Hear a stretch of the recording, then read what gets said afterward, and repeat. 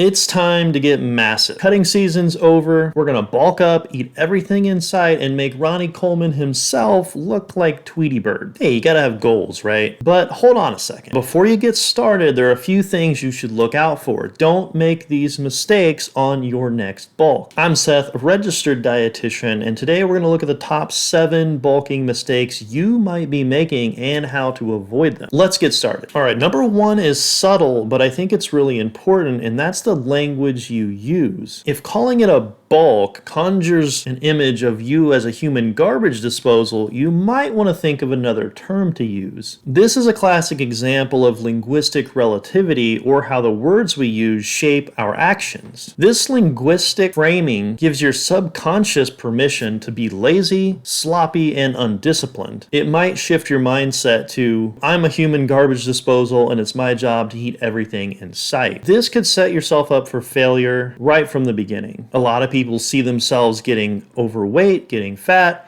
and they abandon the bulk before they've made any meaningful progress. Instead of a bulk, think of it as a muscle building phase or a hypertrophy block. Think of yourself as a precision athlete. That framing should help you set yourself up for success right from the very beginning. All right, number 2 is a really common mistake I see, and that's chasing a number on the scale. Now, the scale is a very imprecise tool. It doesn't measure muscle gain directly at all. It picks up everything from the food sitting in your stomach to water gains, all the fluctuations. Using a scale only is kind of like using a hatchet to perform surgery when you really need a scalpel. It kind of works, but it's going to be a little messy and you may not get the outcome you want. The human body can only build muscle so fast. If you gain 10 pounds in a month on the scale and you pat yourself on the back thinking, I'm getting huge, what's really happening is you're just turning into a water buffalo and possibly giving yourself sleep apnea. Here are a few tips to use the scale to your advantage instead of just chasing a number. Tip number 1 is don't focus on day-to-day fluctuations, but instead take a look at your weekly average. Any given day, your weight could fluctuate up or down a pound or two, and there's no sense in worrying about that too much. You want to look at trends over time,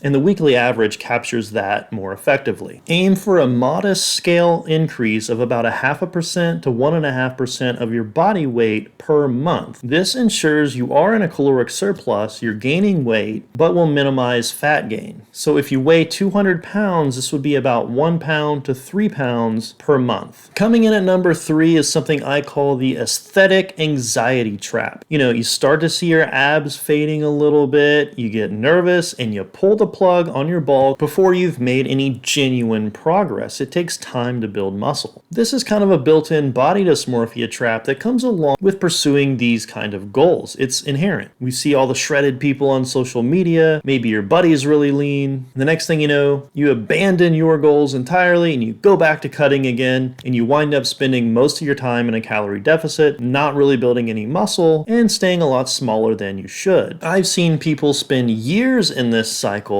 and you probably have too. All right, coming in at number 4, I think is obvious, but I still sometimes see people do this. Just like you shouldn't always follow their training programs, you shouldn't always follow what your favorite bodybuilder or mass monster is doing to build size or put on weight. This stems from the authority bias, where viewers watch highly entertaining and popular bodybuilding and social media influencers, and they consciously or subconsciously believe, hey, if I eat what they eat, I'll look like them. We've all watched the videos of Ronnie Coleman and various bodybuilders eating until it's painful, and it kind of sells this romanticized version of bodybuilding where progress is solely dictated through your ability to eat through discomfort. But the reality is, research has shown even just a mild surplus maximizes hypertrophy gains, and eating excruciating amounts of food only really adds fat. Start from where you are today, not from where your favorite social media personality or bodybuilder is in their journey. All right, number 5 might sound counterintuitive, but I think it can actually be a really helpful tool. A lot of people tend to cut out cardio and extra physical activity when they're trying to bulk up, thinking, I don't want to burn any extra calories, but that might be a mistake. Cardiovascular work on a bulk can help maintain your insulin sensitivity and make sure your body's ability to partition nutrients and shuttle them into the places they need to go, i.e. your muscle cells, maintains at a high level. And when you're shoveling in that much food during a bulking phase, you really want to maximize where those nutrients are going. And cardio can be especially important if you're really worried about fat gain during the bulking process. Now, you don't have to go crazy with it, but keeping in some low intensity, steady state cardio in your routine every day might be the missing key to a successful bulk. All right, number 6 really just comes down to laziness. During a cut, we're so precise. Everything's planned out. We have all our meals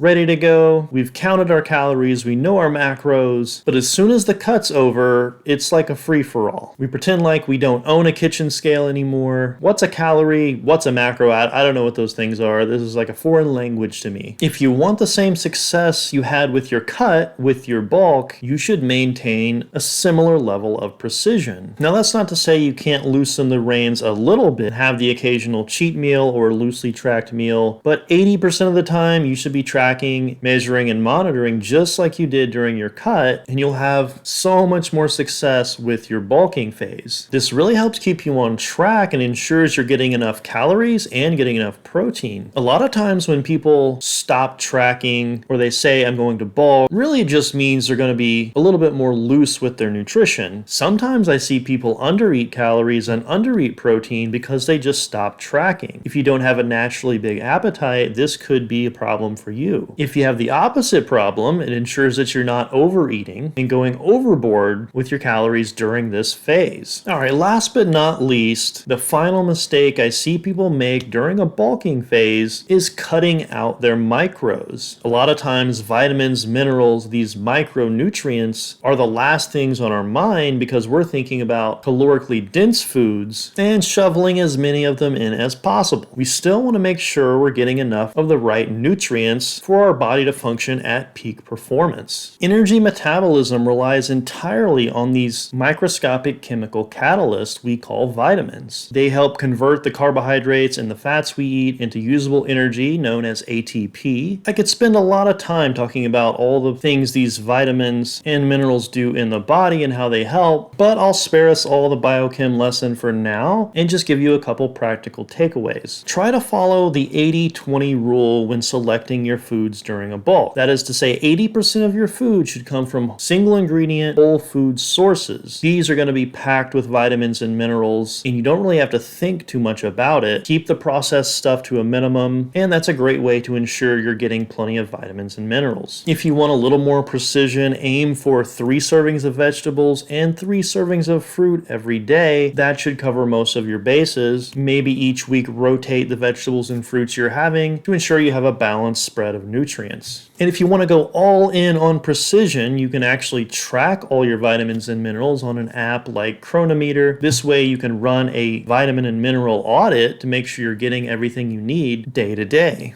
But anyway, that's going to wrap up this list of the top 7 bulking mistakes I see people making. If you found some value in this video, feel free to subscribe to the channel. Let me know what your biggest bulking mistakes have been, and I'll see you guys on the next video.